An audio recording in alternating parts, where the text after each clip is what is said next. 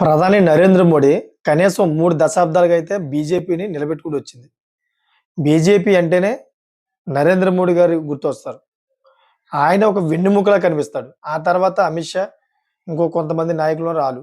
So, అసలు నరేంద్ర మోడీ గారు ఒక చిన్న ఆర్ఎస్ఎస్ కార్యకర్త నుంచి ప్రధాని అయ్యేంత వరకు ఆయనకి ఎవరిచ్చారు ఇంత అవకాశం అంటే వాజ్పేయి గారని చెప్పుకోవాలి.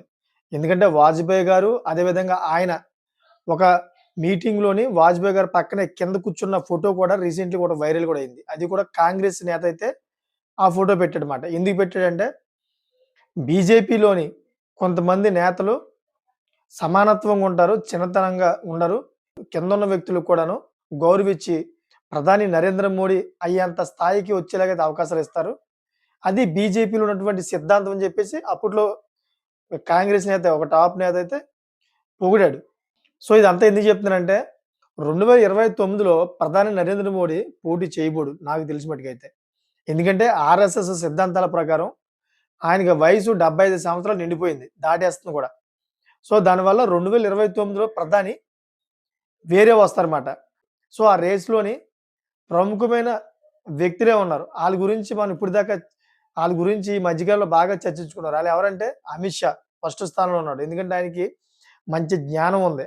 నరేంద్ర మోడీ గారి తర్వాత మంచి జ్ఞానమైన వ్యక్తి ఎవరున్నారంటే ఆయనే. సో, ఆ తర్వాత చూసుకుంటే ఉత్తరప్రదేశ్ ముఖ్యమంత్రి యోగి ఆదిత్యనాథ్. యోగి ఆదిత్యనాథ్‌కి మంచి మాస్ రాజకీయాలు చేసే వ్యక్తి మాట ఆయన. ఆయనకి కూడా పేరొచ్చింది. తర్వాత ఆయనే రావచ్చని. సో, వీళ్ళు ముగ్గురు కాకుండాను నరేంద్ర మోడీ, అమిత్ షా, అదేవిధంగా ఈ యోగి ఆదిత్యనాథ్ ఈళ్ళు ముగ్గురు కాకుండా అయితే ఇంకో నాలుగో వ్యక్తి పేరు వినిపిస్తుంది. ఆయనే నితిన్ గడ్కరీ.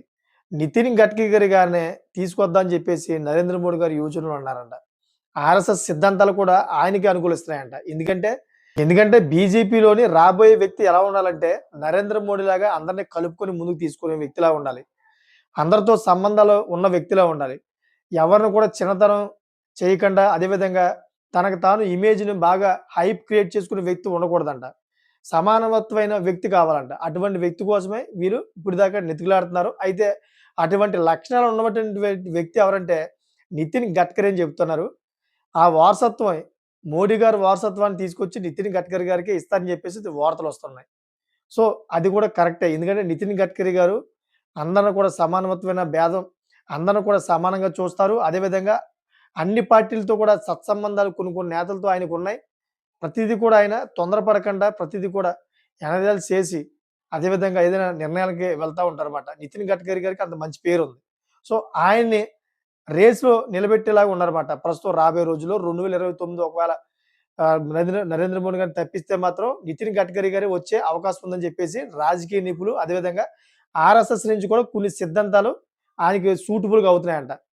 సో, మరి రాబోయే రోజుల్లో నిజంగానే నరేంద్ర మోడీ గారిని తప్పించి ఈయన్ని పెడితే మాత్రం మరి బీజేపీ ఏ విధంగా నడుస్తుందో మరి వేచి చూడాలి. నాకు తెలిసిన మట్టుకైతే నరేంద్ర మోడీ గారిలాగా బీజేపీ నడిపించడం మరో వ్యక్తి ఎవరి వల్ల కూడా కాదు. అటువంటి వ్యక్తి తయారవ్వాలంటే మళ్ళీ నరేంద్ర మోడీ గారు లాంటి వ్యక్తి మళ్ళీ పుట్టాలి. సో, మీకేమనిపిస్తుంది? నరేంద్ర మోడీ గారిని తీసి నితిన్ గడ్కరీకి ఇస్తారా? లేక అమిత్ షాకి ఇస్తారా? లేక యోగి ఆదిత్యనాథ్‌కి ఇస్తారా? ఎవరికిస్తారనే దాని మీద కామెంట్ చేయండి. అదే మీకు నచ్చినట్టు గనక సబ్స్క్రైబ్ చేసుకొని కొంతమందికి షేర్ చేస్తారని కోరుకుంటున్నాను. Thank for watching friends.